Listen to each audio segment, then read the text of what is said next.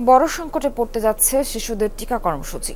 জুনের পর শেষ হবে যক্ষ্মা, হাম, রুবেলা, পোলিও, নিউমোনিয়া সহ সব টিকার মজুদ।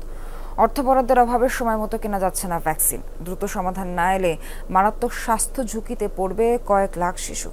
এর মধ্যে স্বাস্থ্য মন্ত্রণালয়ের কাছে 641 কোটি টাকা চেয়েছে অধিদপ্তর। যমুনা ইলেকট্রনিক্স ঈদে ডাবল খুশি অফার সিজন 3, যে কোনো পণ্য কিনলেই পাচ্ছেন নিশ্চিত ঈদ উপহার।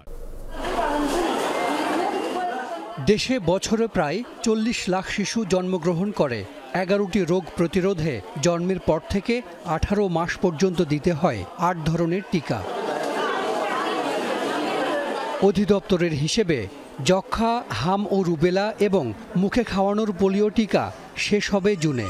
হিমোফিলিস, ইনফ্লুয়েঞ্জা ও হেপাটাইটিস সহ 5টি রোগের প্রতিরোধের টিকা পেন্টাভ্যালেন্টের মজুদও প্রায় শেষ। অক্টোবরে ফুরোবে নারীদের ধনুষ্টঙ্কার ও ডিপথেরিয়ার টিকা। পোলিও টিকার ইনজেকশন চলবে অক্টোবর পর্যন্ত। গত অক্টোবর মাসেও কিন্তু ভ্যাকসিন ক্রাইসিস হয়েছে এবং বাংলাদেশে বহু শিশু অক্টোবর, নভেম্বর, ডিসেম্বরে তারা টিকা পায়নি। টিকার এই ঘাটতি থাকে, তাহলে যেটা হবে ইনভ্যালিড ডোজ, বাচ্চাদের টিকার সংখ্যা বেড়ে যাবে। যেমন কারেন্ট এখনই হলো 13% ইনভ্যালিড ডোজ বাংলাদেশে, যেটা আগামী দিনে আরো বেড়ে যাবে। তো তাহলে যেটা হবে যে টিকা দিয়ে রোগ প্রতিরোধ হবে না। ইনভ্যালিড ডোজ মানে সেই শিশু বা মায়ের জন্য এই টিকাটা কার্যকারী হলো না। শিশুদের টিকার পেছনে বছরে খরচ 1000 কোটি টাকার বেশি। ইউনিসেফের মাধ্যমে এসব টিকা কেনে সরকার। বরাদ্দ 400 কোটি টাকা হলেও দরকার আরও 600 কোটি, কিন্তু এখনো হয়নি বরাদ্দ। চিঠি চালাচালিতে নষ্ট হচ্ছে সময়।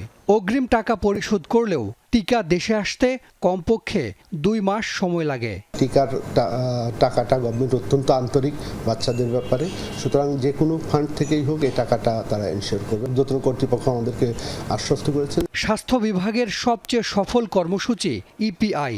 টিকায় নির্মূল করা গেছে প্রাণঘাতী নানা রোগ।